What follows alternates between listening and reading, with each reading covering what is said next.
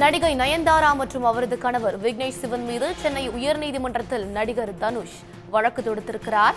நயன்தாரா திருமண ஆவணப்படத்தில் நானும் ரவுடிதான் படம் தொடர்பான காட்சிகளை அனுமதியின்றி பயன்படுத்தியதாக அந்த புகாரில் தெரிவிக்கப்பட்டிருக்கிறது. இது தொடர்பான அண்மை செய்தியை பார்த்து வருகிறோம். நடிகை நயன்தாரா மற்றும் அவரது கணவர் விக்னேஷ் சிவன் மீது நடிகர் தனுஷ் சென்னை உயர்நீதிமன்றத்தில் வழக்கு தொடுத்திருக்கிறார். இது பற்றிய கூடுதல் தகவல்களுடன் இணைகிறார் நம்முடைய செய்தியாளர் ரமேஷ். ரமேஷ், விரிவான தகவல்களை பதிவு செய்யுங்க. நடிகை நயன்தாரா அந்த ஆவணம் படம் தொடர்பாக அந்த ஆவணப்படத்துல நானும் ரவுடிதான் என்ற படத்திற்கான அந்த காட்சியை பயன்படுத்துவதற்காக நடிகர் தனுஷிடம் அந்த காட்சிகளை கேட்டிருந்தார். ஆனால் அதற்கு நடிகர் தனுஷ் அந்த காட்சிகள் தர மறுத்தது மட்டும் இல்லாமல் அதற்காக 10 கோடி ரூபாய் அளவுக்கு தர வேண்டும் என்று கேட்டிருந்தார்.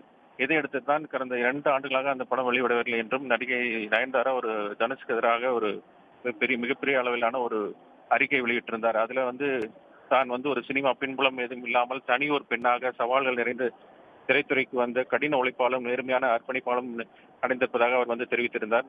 மேலும் இந்த பிலிம் ஆவணப்படத்தை போலவே தனது ரசிகர்கள் நல விரும்பும் எதிர்பார்த்து காத்திருந்த நிலையில இது போல ஒரு கேட்டிருப்பது தனக்கு அதிர்ச்சி ஏற்பதாகவும் அவர் குறிப்பிட்டிருந்தார்.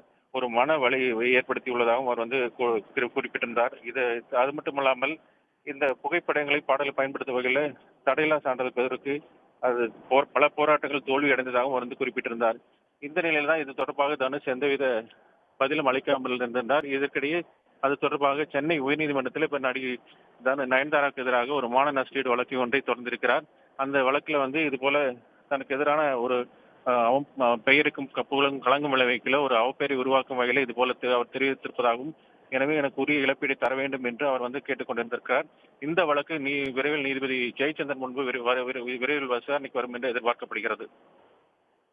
விவரங்களுக்கு நன்றி ரமேஷ்குமார். உடனுக்குடன் செய்திகளை தெரிந்து கொள்ள சன் நியூஸ் பெல் ஐகானை கிளிக் பண்ணுங்க.